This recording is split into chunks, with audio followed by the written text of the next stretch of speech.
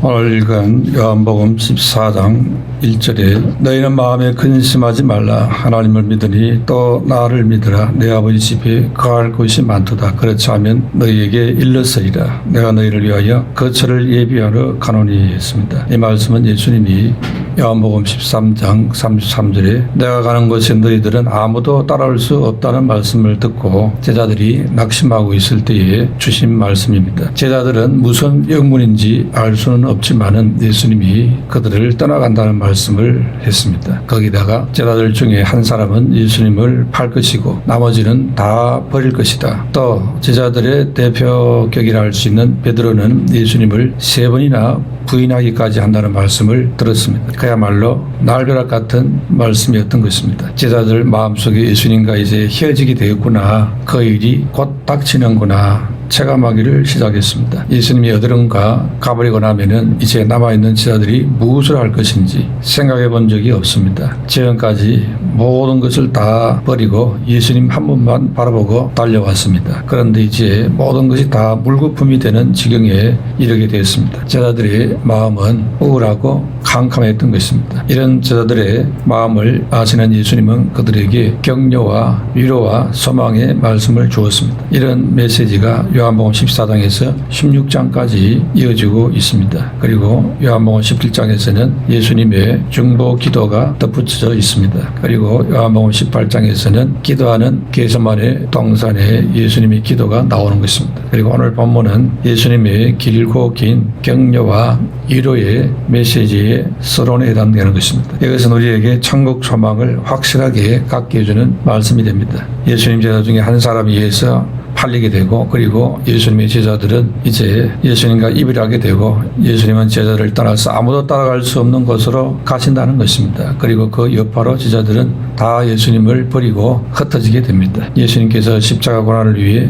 잡히시기 전날 주신 말씀입니다. 이 모든 과정이 구원의 역사를 이루는 과정이었지만은 영문을 모르는 제자들에게는 근심이 되지 않을 수 없었습니다. 제자들은 예수님을 3년 반이나 따라다녔습니다. 그런데 이제 이유도 모르고 그냥 예수님과 헤어지게 되었습니다. 예수님이 떠난다는 말씀 그 자체만 해도 근심하지 않을 수 없는 말입니다. 3년 반을 따라다녔으나 지금 예수님과 함께 마지막 밤을 보내고 있는데 예수님이 하시는 말씀이 무슨 말씀인지 도무지 이해가 되지를 않는 것입니다. 그러니 근심하지 않을 수가 없었습니다. 우리도 마찬가지인 것입니다. 우리가 믿음이 있다 해도 근심이 생기는 이유는 주님을 잘 알지 못하기 때문에 생기는 것입니다. 하나님의 사랑과 섭리와 인도와 이런 것들에 대해서 잘 알지 못하게 되고 확신하지 못하면 근심하게 되는 것입니다. 우리 하나님은 성도들을 사랑하신다 했습니다. 그 하나님의 변함없는 사랑이 우리를 붙잡고 있는 것입니다. 그런데 그 사랑에 대한 확신이 들지 않으면 우리는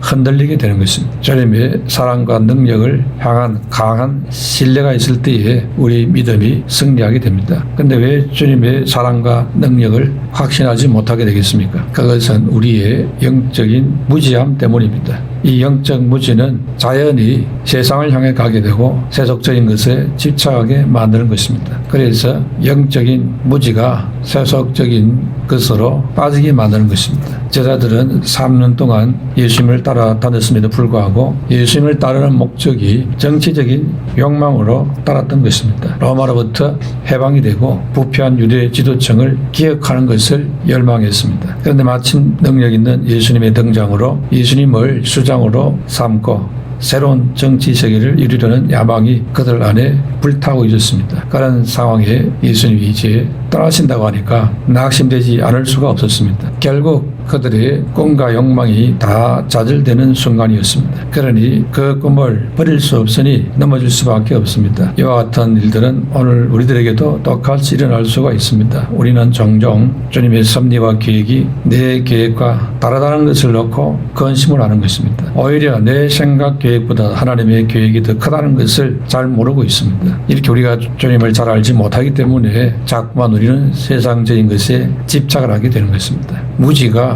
욕망으로 번지는 것입니다. 알지 못하면은 필요 없는 욕심을 갖게 되는 것입니다. 그래서 우리가 주님을 잘 알지 못하기 때문에 세속적인 욕망을 버리지를 못합니다. 주님께서 말씀하시는 것 주시는 그것이 얼마나 큰가 놀라운 것인가를 알면은 세상 것에 대해서 견돈도 주지 않을 텐데 그걸 모르니 세상 것이 커 보이는 것이고 세상적으로 끌려가는 것입니다. 이렇게 무지가 욕망으로 빠지는 것입니다. 제자들의 꿈은 유대 사회를 로마로부터 해방해서 변화된 유대 사회, 유대 나라를 세워가는 것입니다. 그러나 예수님의 계획은 온 세상을 사망과 악한 사단의 권세로부터 해방시켜서 진정한 하나님 나라를 세우는 것이었습니다. 기껏해야 저 중동 모퉁이에 있는 유대 나라를 해방시키는 그 정도가 아니고 온 세상을 건져내는 그런 하나님 나라를 계획하고 있는 것입니다. 이런 큰 계획을 알지 못하는 제자들이기 때문에 자기들의 조그마한 소박한 꿈이 이루어지지 않는다고 낙심하고 있는 것입니다. 우리 주님께서는 계획이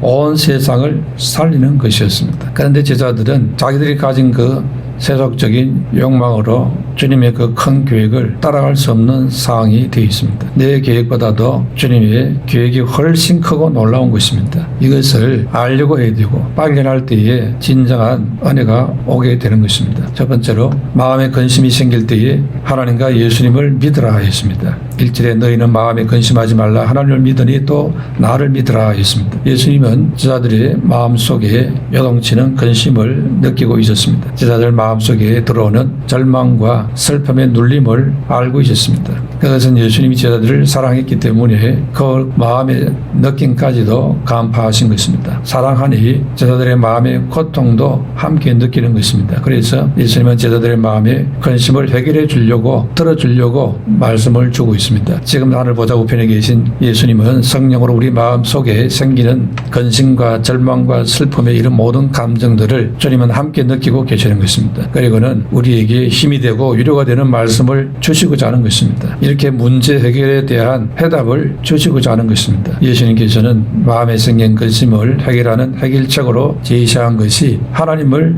믿으라 했습니다. 하나님에 대한 믿음을 말했습니다. 하나님을 신뢰하고 그분께 문제를 맡기라는 것입니다. 어떻게 맡깁니까? 기도로 맡기는 것입니다. 기도로 맡기고 나면은 주님이 해결해 주신다는 것입니다. 그것을 믿으라는 것입니다. 그러면은 근심이 사라지고 해결되는 것입니다. 그리고 동시에 1절에 하나님을 믿으니 또 나를 믿으라 했습니다. 하나님뿐 아니라 예수님도 믿으라 했습니다. 예수님에게도 기도로 맡기라는 것입니다. 여기서 믿는다는 것은 절대 다 하나님 외에는 쓸 수 없는 단어인 것입니다. 그런데 예수님께서 제자들에게도 하나님을 믿으라 뿐만 아니라 또 나를 믿으라 이렇게 말했습니다. 예수님은 자신을 하나님 아버지와 나란히 놓았습니다. 예수님 자신이 하나님 되심을 말씀하고 있는 것입니다. 그러므로 예수님께 내 모든 문제, 근심거리, 염려거리를 기도로 맡기면 해결해 줄 수 있다는 것입니다. 이것을 믿으라는 것입니다. 그러면 마음의 놀라운 평강을 맛보게 되는 것입니다. 마태복음 11장 28절에 수고하고 무거운 짐진 자들아 다 내게로 오라 내가 너희를 쉬게 하리라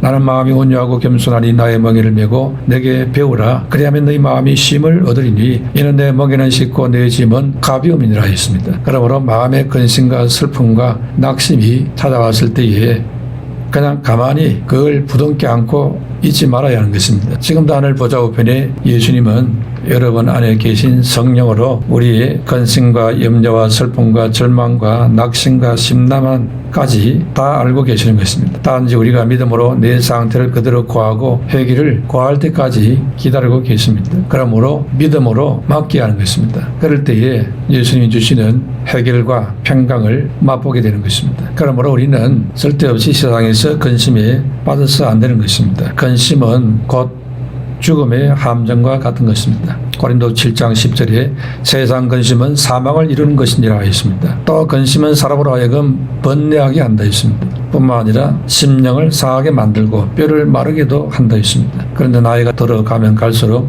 믿음이 더 좋아지고 모든 인생의 짐을 주님께 맡겨야 될 것인데 어떻게 된 일인지 갈수록 근심거리, 걱정거리가 더 많아지는 것 같습니다. 어떻게 근심을 온전히 떨쳐버리고 자유롭게 살 수 있을까? 이것은 전능하신 하나님과 예수님을 믿고 기도로 맡기면 된다고 했습니다. 그런데도 자꾸 근심을 하게 된다면 그 근심의 내용을 바꿔야 하는 것입니다. 즉 굳이 근심을 하고 싶다면 하나님 뜻대로 하는 근심을 해야 하는 것입니다. 고린도 7장 10절에 하나님의 뜻대로 하는 근심은 후회할 것이 없는 구원에 이르가는 회개를 이루는 것이요 세상 근심은 사망을 이루는 것이니라 했습니다. 세상 근심은 하나님을 염두에 두지 않는 근심이고 세상 일로 하는 근심입니다. 그러나 하나님의 뜻대로 하는 근심은 하나님의 뜻에 합당하게 행하지 못했거나 혹은 그 뜻에 합당하게 행하지 못할까 하여서 가지는 근심을 말합니다. 그리고 다른 사람의 영혼이 잘 되기 위해서 하는 그런 염려인 것입니다. 이것이 하나님의 뜻대로 하는 근심입니다. 이런 근심을 하게 되면은 하나님의 뜻에 어긋나는 길로 가지 않게 되는 것입니다. 혹 어긋난 길로 갔다 하더라도 곧 회개하게 되는 것입니다. 사울 왕은 하나님의 뜻대로 하는 근심이 아니고 세속적인 근심을 갖고 변장을 하여 밤중에 신접한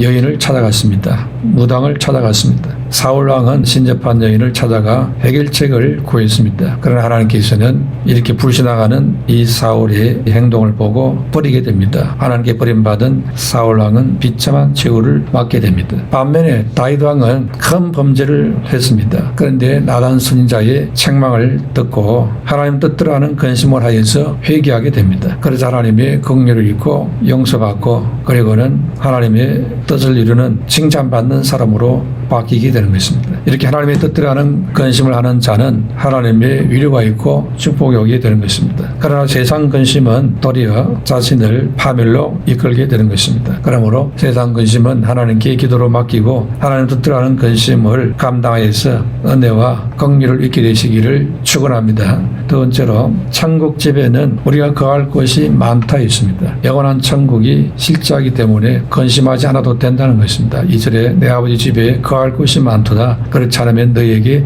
일렀으리라 했습니다. 지금 천국 이야기 하니까 세상 살 날도 많은데 무슨 천국이냐.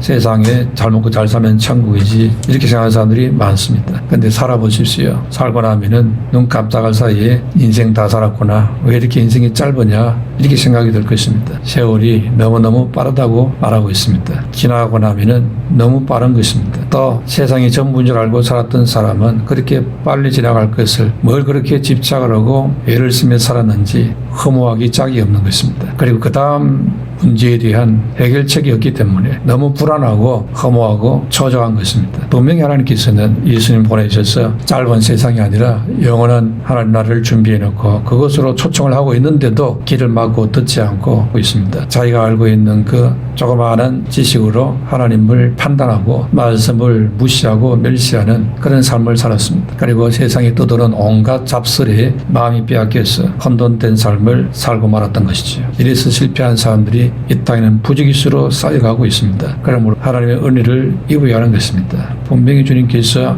내 아버지 집에 거할 곳이 많도다. 그렇지 않으면 너에게 일렀으리라 했습니다. 천국에 빛나고 아름다운 집들과 온갖 좋은 것들이 예비되어 있습니다. 천국은 길바닥이 황금이라고 했습니다. 나머지는 더 말할 필요가 없겠지요.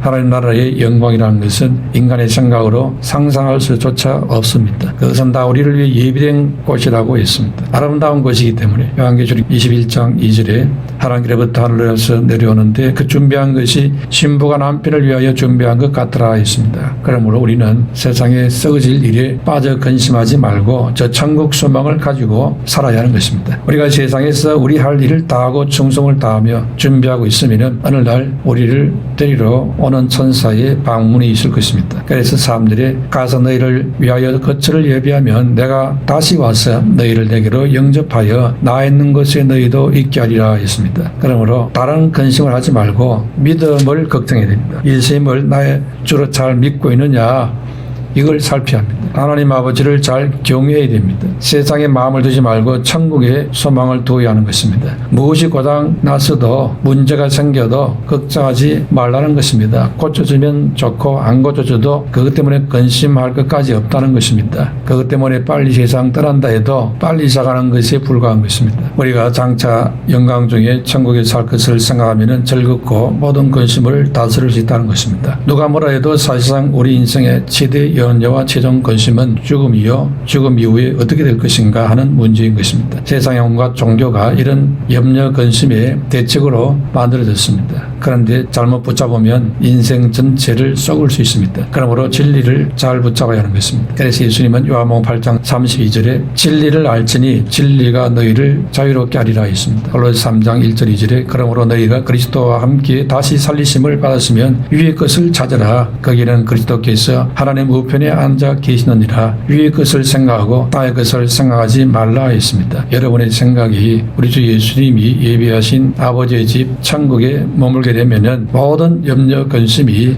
사라지는 것입니다. 그러면 우리가 천국에 들어가려면 어떻게 해야 되겠습니까? 먼저 내 공로로서는 천국에 갈 수가 없다는 것입니다. 베드로전서 1장 18절 19절에 너희가 알거니와 너희 조상이 물려준 헛된 행실에서 대속함을 받은 것은 어린아 금같이 없어질 것으로 된 것이 아니요 오직 흠없고 점없는 어린 양 같은 그리스도의 보배로운 피로 된 것이니라 했습니다. 천국문을 통과할 수 있는 암호가 있습니다. 그것은 바로 그리스도의 보배로운 피라는 것입니다. 천국은 나의 선행이나 공로나 어떤 종교로 들어갈 수 없습니다. 천국에 들어갈 수 있는 것은 오직 그리스도의 보배로운 피뿐이라 있습니다. 이것을 굳게 믿는 자만이 천국에 들어갈 수 있는 것입니다. 예수 그리스도의 보배로운 피를 믿고 천국을 통과하게 되시기를 축원합니다. 성경의 천국의 크기를 말씀한 성경도 있는데요. 그 천국 크기가 그렇게 크지가 않습니다. 그 뭘 의미할까요? 지금까지 살아온 인류들을 생각할 때 많은 사람이 천국 간다면 천국이 엄청나게 커야 되는데 지금까지 있어왔던 사람들의 숫자에 비해서 천국의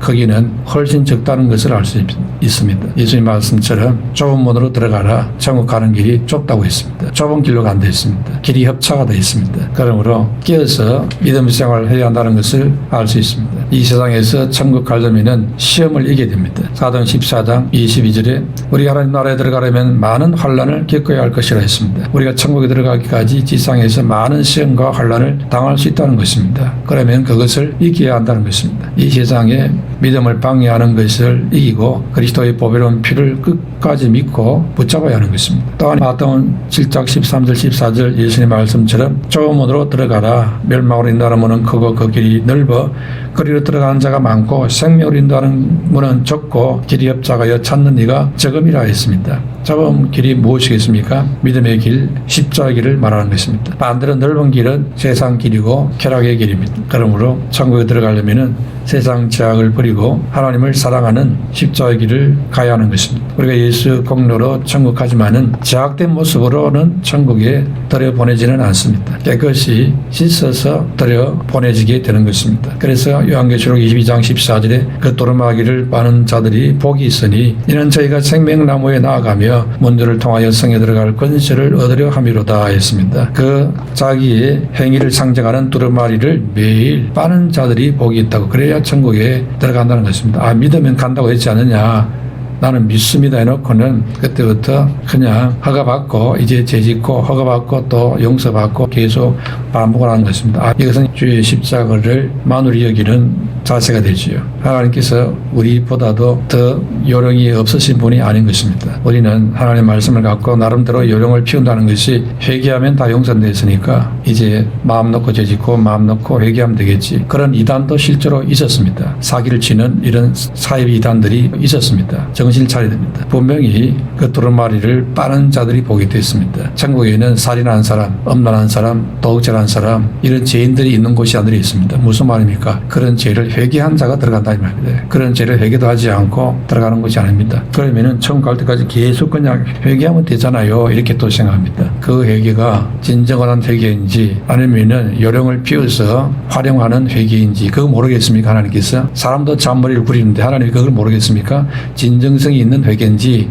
가직적인 회개인지 그걸 모르겠습니까? 그게 속겠습니까? 하나님께서 그렇게 허술한 줄 아십니까? 천만의 말씀입니다. 절대로 통하지 않을 겁니다. 그러므로 잔머리 굴린 사람들은 결단코 천국에 들어가지를 못하는 겁니다. 정신을 차려서 신앙생활을 해야 됩니다. 세 번째로 예수님은 먼저 천국에 가셔서 우리의 거처를 마련한다고 했습니다. 2절에 내가 너희를 위하여 거처를 예비하러 가노니 했습니다. 예수님은 항상 진실말을 가르치는 분입니다. 예수님은 십자가를 지실 것을 미리 말씀했습니다. 제자들은 십자가 없는 세상 영광을 삶을 그토록 일렬히 추구했지만은 예수님은 헛된 야망에 부풀어 있는 제자들의 마음에 아첨하지 않았습니다. 예수님은 예루살렘에 올라가면은 십자가에 못 박아 죽을 것이라고 진실만 말했습니다. 그러나 십자가를 지고 자기를 부인하고 주님을 따르는 자들에게는 훗날에 큰 영광 중에 주님 다시 재림할 때에 그 행한 대로 갚아주시겠다고 했습니다. 이렇듯 예수님은 언제나 진실만을 말씀합니다. 그러므로 예수님이 하신 모든 말씀은 그대로 다 믿을 수 있는 것입니다. 예수님이 내 아버지 집에 거할 곳이 많도다 했습니다. 그 말씀을 하신 후에 그 천국에 먼저 가시는 이유와 목적을 말했습니다. 그것은 바로 너희를 위하여 거처를 예비하러 가노니 있습니다. 구원받은 자를 위해서 거할 집을 준비하러 간다는 것입니다. 예수님은 십자가 희생으로 우리들이 천국으로 들어갈 수 있는 길을 예비했습니다. 그리고 또 천국에 먼저 들어가서 우리들이 거할 곳을 천사들을 동원하여 아름답게 준비하신다는 것입니다. 그래서 예수님이 제자들을 떠나는 것이 유익한 것이었던 것입니다. 이처럼 예수님은 자기 백성을 위하시는 것입니다. 천국이 아름다운 것은 그곳에 예수님이 함께하기 때문인 것입니다. 3절에 가서 너희를 위하여 거처를 예비하면 내가 다시 와서 너희를 내게로 영접하여 나 있는 곳에 너희도 있게 하리라 했습니다. 예수님이 천국집을 다 건설하면 데리러 온다고 했습니다. 그래서 3절에 내가 다시 와서 했습니다. 이것은 예수님의 재림을 가리키는 말씀입니다. 그때에 너희를 내게로 영접하여 나 있는 곳에 너희도 있게 하리라 했습니다. 그러므로 천국이 무엇입니까? 예수님의 제자요 그의 신부된 성도들은 예수님과 깊은 연합을 이루고 친교를 나누고 사랑을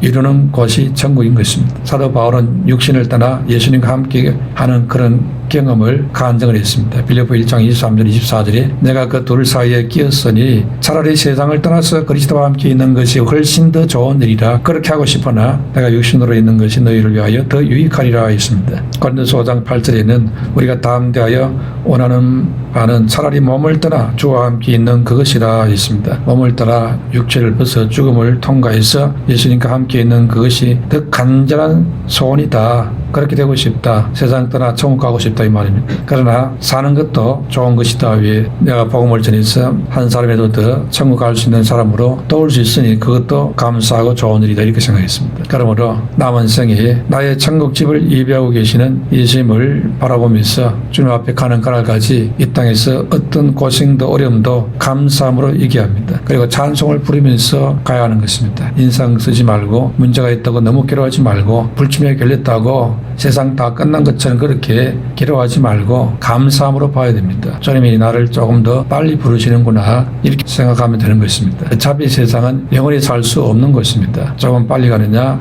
조금 늦게 가느냐 그 차이뿐인 것입니다. 세상 섬에서는 인간관계가 영원할 줄로 압니까? 세상 인간관계는 잠시일 뿐인 것입니다. 시간이 지나면 완전히 달라지게 되는 것입니다. 천국에서는 영원한 관계가 새롭게 시작이 되어지는 것입니다. 주님 앞에 가는 그날까지 우리는 어린아이같이 순수한 자가 되어야 됩니다. 예수님은 마태복음 18장 3절에 진실로 너희에게 이르노니 너희가 돌이켜 어린아이들과 같이 되지 아니하면 결단코 천국에 들어가지 못하리라 했습니다. 그러므로 어린아이처럼 진실되고 순수한 자세로 믿음 생활을 하게 되시기를 축원합니다.